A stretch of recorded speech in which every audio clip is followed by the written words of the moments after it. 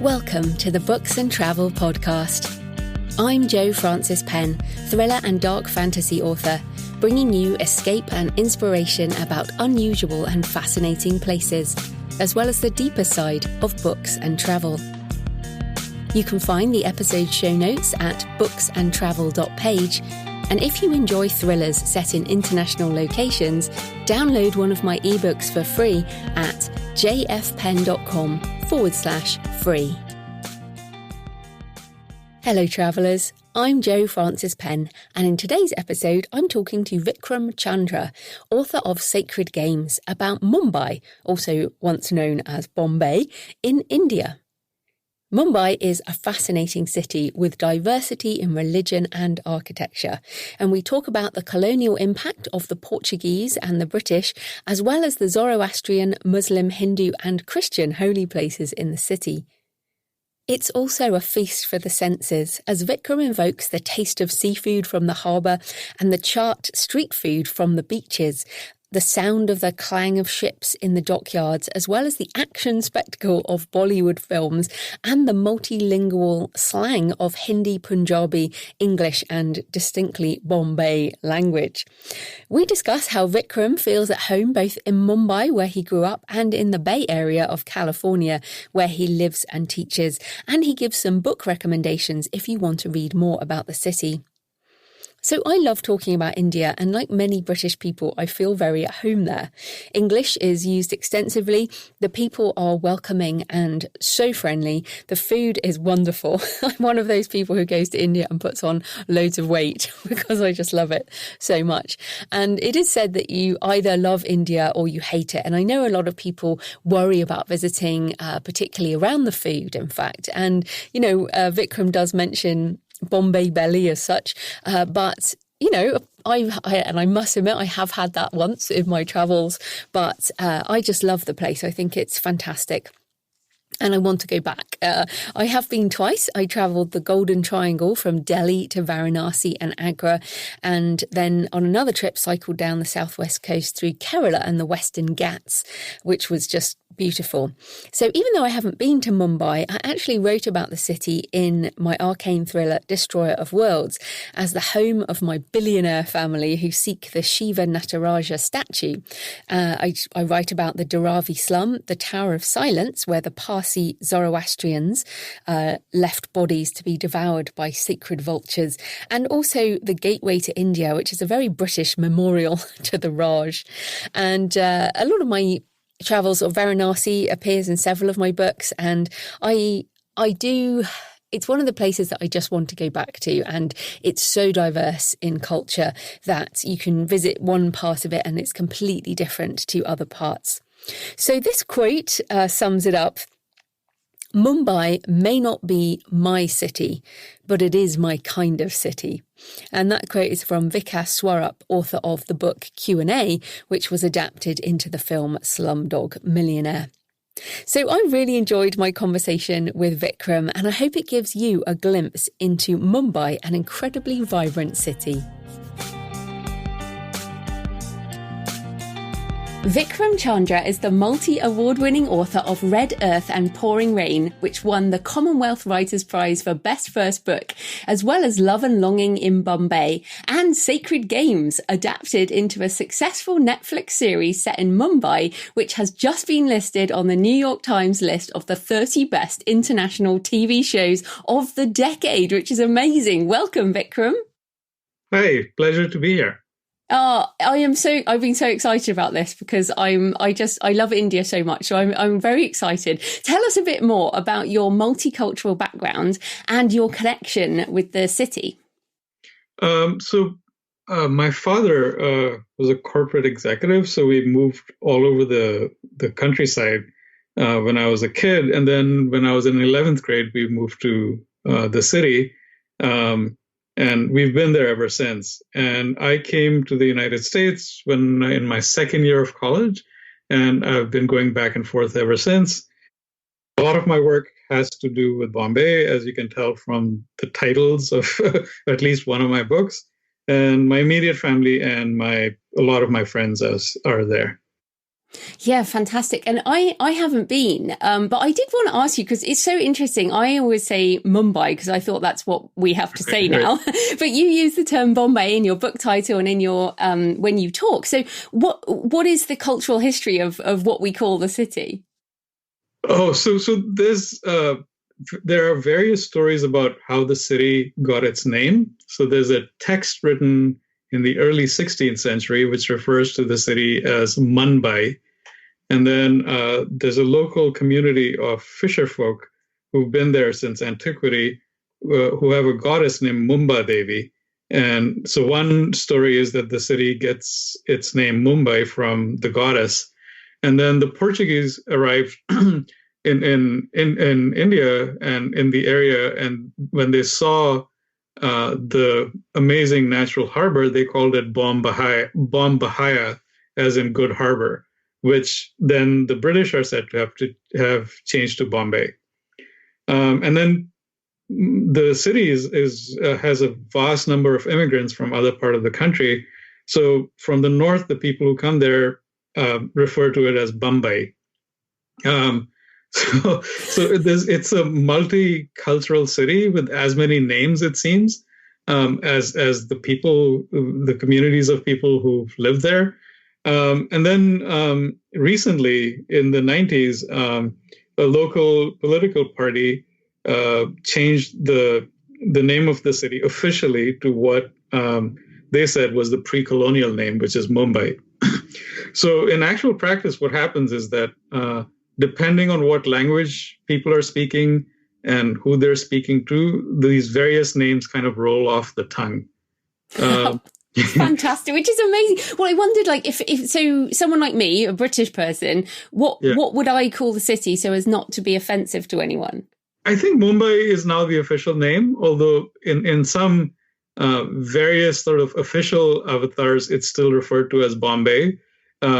So on certain official institutes like the Indian Institute of Technology in Mumbai is still known as IITB, right, which is Indian Institute of Technology, Bombay.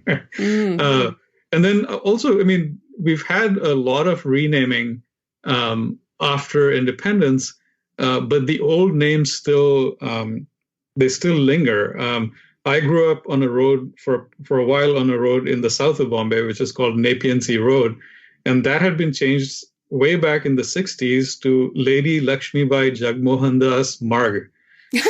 But if you say that to a cab driver today, he or she will be baffled. They won't know what you're talking about, and you'll have to say Nepean Sea Road. Which is, one of those problems with changing names. But so you mentioned the Portuguese there, and I think this isn't a lot of people have heard of, the British Raj kind of period, but right. The Portuguese, I feel, are almost unknown even to Europeans, right. That they were in that area. So what of the Portuguese history is still there? Oh, so there's a whole intriguing, complex history of its own. The Portuguese were actually the first Western power who, in that great burst of colonialism, actually arrived on Indian shores. And the way the British got possession of the city was through a marriage. So in the 17th century, Charles II married a Portuguese princess, Catherine of Braganza, and he received the city as part of his dowry. And I guess for me, because I live sort of in the central part of the city in a neighborhood known as Bandra, the most sort of obvious and prominent sign is, and one of the places I really love in Bombay is called the Mount Mary Church. So the Portuguese came to this creek. It was then a creek in 1534. Being who they were, they burned down the local fishing villages. And and then over the next few decades, centuries, they built a lot of churches. And so Mount Mary, the official name is Our Lady of the Mount, and locally we call it Mount Mary. And it's become a kind of shrine for people of all faiths. If you go there on any day of the week, you'll see people come and light candles. It's a place where people come to pray to have their wishes received. It's sort of I went to Italy and I was really struck by the Italian Catholic, Catholics going to churches and leaving little replicas of hands and feet, right? Wherever you have the illness, you leave a little symbol of that. And if you get better, you come back and say thanks. So it's that kind of thing. Yeah, wow. That's so interesting. And I had read that there was a massacre, like the Portuguese did kill a lot of people at the time. Yeah, well, there were various bloody events throughout colonial history. And so, I should say also that it wasn't just the Portuguese and the British. The Dutch were there, the French were there, and wars were fought in India between the various colonial powers. And then the various Indian princes and kings took part in these wars, sometimes on one side or the other. So it was all very, very active right from the 17th century onwards. It's a very complex and intriguing history that you can get lost in once you start reading it. Yeah, and I think that's what makes it almost feel, for a European, I feel at home in India. I mean, there's a lot of signs are in English. I mean, everything's in it. Lots of people speak English. It's very at home for a British person. But in terms of the British influence on Mumbai, what is there that is from the British Raj or the architecture or different places? Right. Well, so some of the architecture is really clearly from that encounter between the British and India. So the university buildings, the Bombay University buildings in South Bombay, they're built in a style called Indo-Saracenic, and it's beautiful, and it's built from local red stone, which weathers the monsoons really well. And I've often thought we should go back to that instead of using really bad concrete constructions, which don't do well in the monsoons. Some of the police stations, you can clearly see, again, from that period, the architecture, the great railway stations. And then, like you were saying, in the language itself, in English, which is all over the place, on signs, on cinema tickets, everywhere you look, you see tracks of that encounter. And I think also in terms of law, right, and the shape of parliament, all of that is very, very British, influenced by the British. Europe through Britain, I guess I would say. And isn't there a big gate down by the waterfront? Oh, yes. Yeah. The Gateway of India, which was built for the arrival to welcome the king when he came to India. And of course, ironically, when the British Raj ended, it was the spot from which finally the last British troops left through the Gateway of India. So in some sense, it was both a kind of entry, but most certainly exit. Yes, I heard that. And then, so we talked more about the European stuff, but then the very Indian side and the kind of more different religions. So the Hinduism, Muslim, we've got the Zoroastrians as well in Mumbai, right? Yeah, no, I mean, that's one of the amazing things about India in general, that every religion's been there. I mean, Islam's been here for well over 1,000 years. There was, not many people know this, but there was a Jewish presence in India that lasted in very, very large terms as a kingdom for 800 years, because the story goes that they were fleeing the first fall of the temple, and the Zoroastrians came twice, actually. And then there's some really interesting religious spots that are really worth seeing in the city. So one of my favorite is, again, close to me where I live. It's called the Mahim Dargah. A dargah is a shrine, and it's the shrine of I guess you'd call him a saint named Makhdum Ali Shafi, who settled in this area in the early 15th century. And during his lifetime, he was revered by Hindus and Muslims for his very liberal ideas and his humanity. And what's interesting about this is that for reasons that are not quite completely clear, he's become the patron saint of the city police. And so there's an annual festival, and two officers from each of the 84 police stations of the city they're officially part of the festival. And some of them are the first to engage in the ritual offering of a shawl, which is given from them or from the pilgrims to the shrine. And I guess the other one that is really famous actually is the Siddhivinayak temple, and this is a small temple of Ganesh, that the elephant-headed god, which I think most people will know, which was constructed way back in 1801. And Ganesh, as you might know, is the remover of obstacles. Whenever you start a project or you go on a journey, you go to seek his blessings. So often you will see big film stars and producers the day before a release. You'll see them at the temple asking for success, right, at the box office. And that's absolutely brilliant. I think that's what I love, is this, this real mix of ancient and modern. And I wanted to ask you about Bollywood, because I do feel like Mumbai is very famous for Bollywood, and the city obviously has this super wealthy look about it on some social media, and then obviously there's poorer areas. But what influence does that Bollywood have on the city? Oh, it's huge. I mean, it has been since the beginning of the Indian film business industry, which started way back at the end of the 19th century. I mean, the first films made in India were being made barely after the first, a couple of years after the first films started getting made in Paris. And so it's always been a city that's mythologized itself through the cinema. And so I think a lot of ideas about ourselves are reflected in the cinema itself.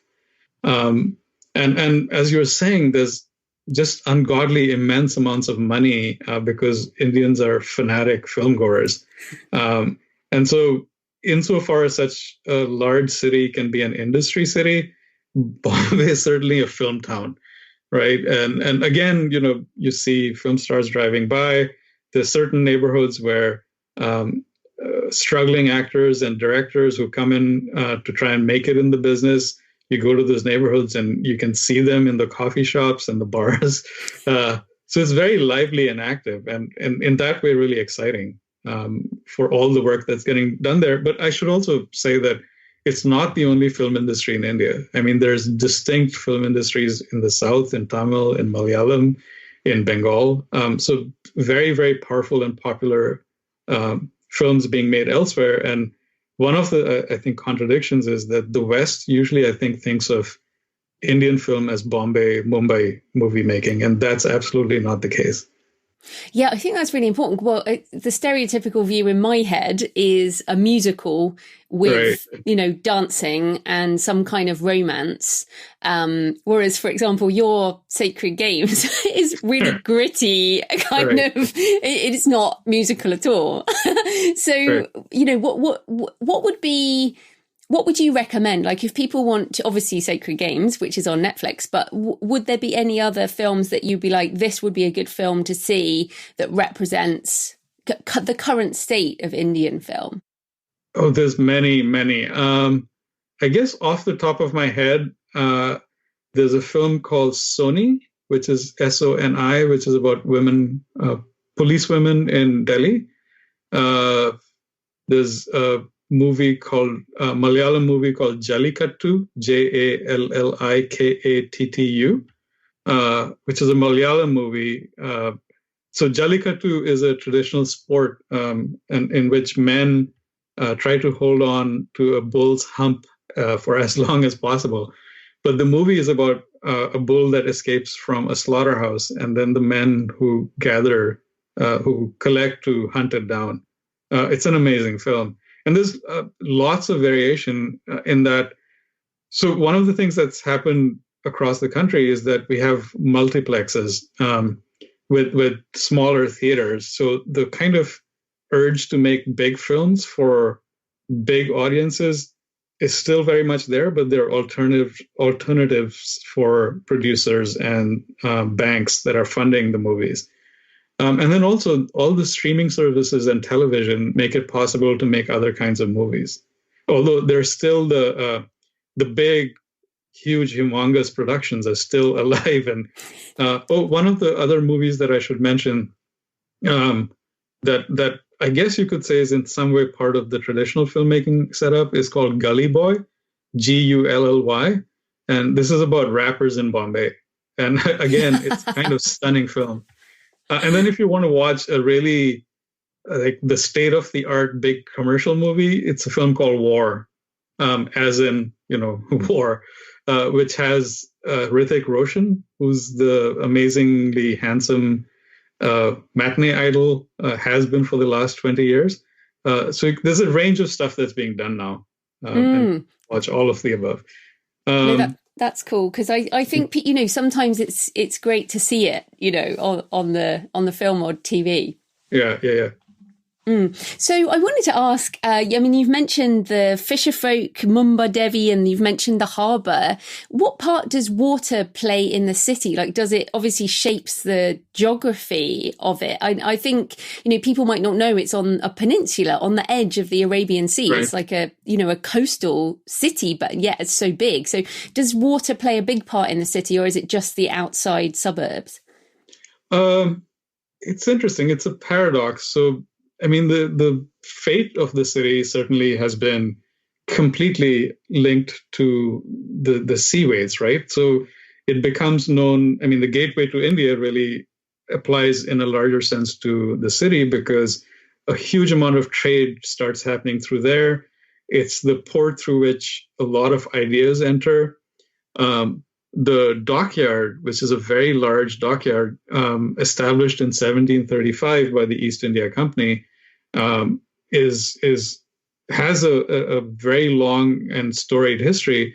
So the East India Company wanted to use Malabar teak, which is a really good wood that's durable, it's strong, it lasts a long time, it doesn't crack or split. And so more than 400 ships were built over the next century and a half, and some of these were the best ships in the water globally in those days. And so that dockyard still is a big naval dockyard for the Indian Navy. I have to say, though, that as far as the populace of the city is concerned, there is some sailing, but not really that much. So there's surprisingly little activity on the water, but people, and really ordinary people, poor people, spend a lot of time on the beaches, especially because the beaches have some of the most delicious street food on them, right? Which is chaat, C-H-A-T. I think if you're going to Bombay, and you might want to try it, but you got to be careful because, our mothers warned us against eating that food when we were kids. So you don't want to get a case of Bombay belly. Oh no! But okay, so what is chaat? So people know what is it? So it's a variety of stuff. So like my favorite is called Bhel Puri, which is puffed rice, tamarind, a little bit of sometimes yogurt, lots of onions mixed together. So it's spicy. Chaat is generally spicy and fresh. It's cooked right there on the beach or prepared right there in front of you. And it's cheap, right? It's very economical. Although, the 5-star hotels have their own chaat, which is more expensive than the chaat on the beach, obviously. Yeah, well, that's a good tip, though. So, because, of course, we do want to eat. I love Indian food, and I actually cycled once for 3 weeks down the southwest of India, and I put on 5 kilos. Because I ate so much and I just love the food. So what are your recommendations for food in Mumbai? And if we can't eat chaat on the beach, where can we go? Well, like I said, in some of the hotels, in some of the spiffier restaurants, and you'll be able to try it. I think what I would recommend really is that there's a lot of really good seafood and at various price levels, right? So in the south of the city, there's a couple of restaurants. One is called Trishna, and another one is called Mahesh. Trishna's one of my favorites. There's a restaurant called Gajali, Gajali, which is very traditional seafood. And Condé Nast did a list, I think last year, and this was of the best restaurants in India, and this was number 15. I guess then, since you talked about Zoroastrian, there's two different kinds of Zoroastrian cuisines in the city. So the Parsis were a community that came to India seeking refuge sometime between the 8th and 10th centuries. And then there are more recent Zoroastrian arrivals who came from the last, 1800 onwards in the 19th and 20th centuries, and they're called Iranis. And so they have two different cuisines. So Parsi food is all over the city. There's a cafe called Britannia. The Irani restaurants, cafes, as they're called, were a big mainstay when I was growing up. And so in the 1950s, people say there were about 400 of them. There's probably only about 25 left now. And not because they're less popular, but the people who came and set them up, their kids have now gotten really advanced educations and aren't interested in running those restaurants anymore. But the Irani cafes, they're famous for their tea, which is a very strong Irani tea, Persian tea. And they're also really democratic in that they're cheaply priced. And so when I was growing up as a college student, I could go there and some very rich lawyer would be sitting in the cubicle next to me, and we'd both be eating the same food. Oh, I should say actually that one place in the south of the city that you can try both of these is called the Bombay Canteen. And this was also on Condé Nast's list as the number 2 in the list of best restaurants in India. Wow. But there's amazing. It's a eating city. Everyone likes to go out and eat at whatever price you like. So one of the things that you should do is Zomato's there. Is Zomato a British thing as well? No. So if you look for Zomato India, so it's a website and an app, and it's one of those things where the restaurants and people rate the restaurants and so forth. So that's very useful. And then if you're feeling particularly lazy, there's a delivery service called Swiggy, which will pick up food from any of these restaurants and deliver them to you. That's very cool. I was going to ask on the food. So some people, I mean, if I was going to a more rural area, I would just eat vegetarian food. Right. So, and that some people think that you shouldn't eat meat, but Mumbai, so, do you think, obviously eating vegetarian in India is great because it's so good. Yeah. The food is so good. Would you say to people, you mentioned bad tummies, should people stick with vegetarian or is it just fine in Mumbai? I don't think the vegetarian versus the non-vegetarian, at least in my experience, hasn't made that much of a difference, right? It's more where it's being cooked, whether it's food that's fresh, right?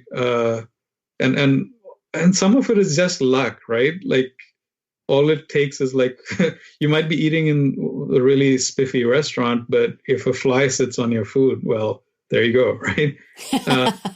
So you probably, I guess I shouldn't make light of it. You probably have a better chance of not getting Bombay belly if you're in, one of the spiffier places. But there's always the off chance that you would. Yes, absolutely. Whenever we travel, that's part of it. Now, getting around the city, the train network is very good, isn't it? It is, but it can get really crowded. So depending on where you're going and when you're traveling, it becomes an adventure. I'm sure people might have seen those pictures of the local trains with people literally hanging out of the doors. Yes. Right. So you probably don't want to do that unless you're looking for that kind of like really local experience. I should say, though, that the traffic is really, really bad and has been particularly so for the last couple of decades since the economic revival, because once people started being able to afford it, everyone wanted a car. And the streets are, a few centuries old, and they're not exactly built for that many cars. So much of our planning when I go to see a friend in another part of the city is about geography, right? Like it'll take me 2 hours to travel from point A to point B. So I'll see you at noon, but I'll have to leave the house at 10, right? So you arrange your whole day around your travels, more or less. Yeah, well, that's good to know, because it is, it depends where you are in the city and trying to get to different places. So that's cool. Yeah. Yeah, great. So you've given us some fantastic stuff there, and I'm really looking forward to going. But I do want to change tack. So you teach creative writing at the University of California, and you live this multicultural life. So I wonder, what does home mean to you? Is it a different place at different times? Well, I think multiple places are home. So certainly now California, the Bay Area where I live is home. My kids are here. I have friends here. And then, the other home is in India and particularly in the city. And so I go back and forth between the two. And it's sometimes a trial, but it's also something really that's become a part of me that makes me who I am. And just this morning, when I was thinking about what we're doing now and thinking about all the different nationalities and communities that have come to Mumbai, I was thinking that this is not new, right? We're all immigrants at some point from somewhere going to a new place. And people have always moved across the world. So we tend to think of this as a modern condition, but I think it's always existed. Yeah, I totally agree with you. And I mean, do you find yourself, though, because obviously you speak a different language as well when you're back in India, or different languages. So do you behave differently? I mean, are you a different person in Mumbai? Yeah, I mean, I think, certainly in terms of the way that people are with each other, I notice a difference, right? You were talking about the trains, the local trains in Mumbai. There's a sense of space that I think is very different in the United States than it is from India, right? Even just how close people sit to each other when they talk, right? Of personal space. And I think it tends to be very different. Gestures, I think, when I'm talking to an Indian person, my Indian head nod gets a lot more naughty. Right. And my daughters tease me. Then they say that they know when I'm getting a phone call from India, because as soon as I start talking, my Indian accent comes back, doubled or tripled. So yes, there is all that. Right. But I don't think, again, it's a bad condition to be in. I mean, being multilingual in several ways, besides just language, is really, I think, an enriching way to live.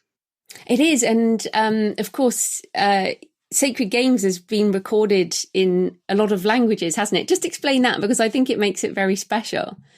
Right. So one of the problems of or challenges of writing a book about India, not just now, but in any part during its history, is that we grow up kind of multilingual by default, right? So I grew up speaking Hindi and English at home. Depending on where I was at the time, which part of the country was in, I learned Gujarati and Punjabi at various points in my life. There are friends of mine who, without sort of knowing it, learned 4 or 5 languages when they were growing up. So how do you represent this in fiction? It becomes really hard. Whether you're writing in English or Hindi or any other Indian language, you've got to capture all the other languages. So in writing Sacred Games, one of my I had great fun with this, is to intersperse the English with Hindi, Punjabi, the local Bombay slang, right? Which is, and especially the criminal slang, which is so particular that people from other parts of India would have no idea what they were talking about. So you kind of leverage that and sprinkle it in. And then in the series, what they did was, which I thought was great, was that it's mostly in Hindi and local city slang, but there are entire scenes that are in Punjabi or Marathi, right? So it tries to replicate very much how people exist in the city, which is to say, in a multilingual universe. Yeah, which is just so cool. So, of course, we have your book, Sacred Games and Love and Longing in Bombay. But I wondered if you could recommend a couple more books about Mumbai or about India that you think are fantastic. Oh, sure. So I'm going to be a little nepotistic here. I have a really very, very close friend named Hossein Zaidi, who helped me write Sacred Games. In fact, he's one of the two people that book is dedicated to. So if you're interested in crime and the mafia and that kind of interesting stuff, he's got two great books. One is called Dongri to Dubai, which is Dongri to Dubai, which is a nonfiction history of crime in Bombay and the mafia. And then his other book, which is really interesting, is called Mafia Queens of Mumbai, which he co-wrote with Jane Borges. And this one is about women in the macho underworld of Mumbai. And what's really interesting is that they weren't just sort of gangsters, malls. Many of these women were players in their own right, bosses. So he does a great job of laying out this landscape in there. I guess the other nonfiction book I would recommend is called Bombay Meri Jaan. Meri Jaan means my life. And there's a very famous old song that's become kind of the anthem of Bombay. So that's what it's named after. And the book is a collection of writings, I say, over the last 40 or 50 years about the city by a whole bunch of different writers, among them big players like Salman Rushdie. And this is edited by Jerry Pinto and Naresh Fernandez. And then I guess I'm being kind of nepotistic again. There's a great book called Narcopolis by a friend of mine named Jeet Thayil, Thayil, which is about, it's not quite underworld, but it's about drug addiction in the city. And it's in dealing with that, it becomes a kind of history of the city. Yeah, you've got some gritty reading there. Yes. Yeah.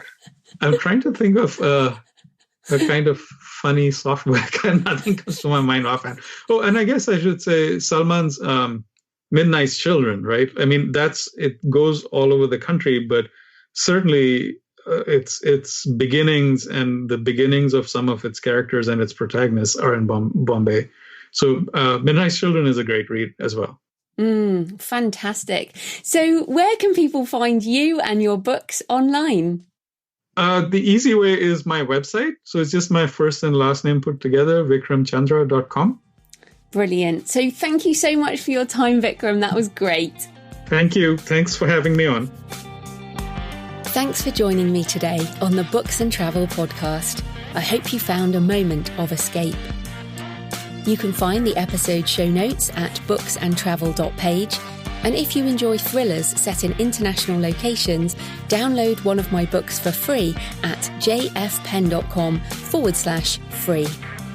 Happy travels until next time.